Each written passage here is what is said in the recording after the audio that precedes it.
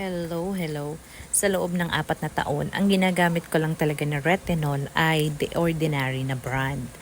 At dahil nga sa mga hype na review ng mga vlogger at mga content creator para doon sa Lux Organics, yes, doon sa Lux Organics na retinol plus Baku Choil, hindi ko alam kung anong tamang bigkas. Ayan, tinaray ko at ito nga yung resulta. Ayan o, napakamura kasi yung dati kong ginagamit ay mahal. So, mga 400 or 300 yata yun.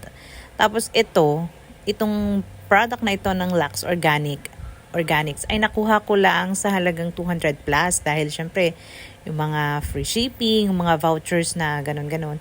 So, ayan na makikita nyo naman yung resulta. Walang filter yan ha. Ito ay kinukuhaan ko pagka ligo ko at hindi ko pa na-applyan ng kahit anong moisturizer ang aking mukha.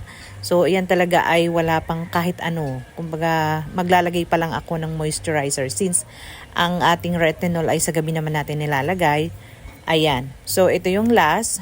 Ngayon, February 10, yan yung aking mukha. So, nakapaglagay na ako dito ng moisturizer dahil hapon na nga. At pasensya na dahil ang ilaw natin ay natural lights lang na galing dito sa labas at makulimlim dahil maulan. Ayan nga ang resulta.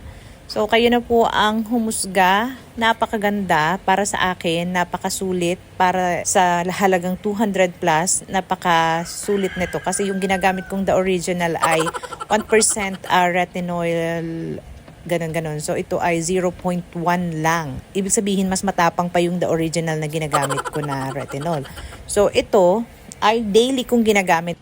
Yes po, daily po ito since sanay na yung mukha ko sa retinol, kaya daily po. Basta dapat moisturizers at sunblock. Hindi mo dapat kaligtaan yun, okay?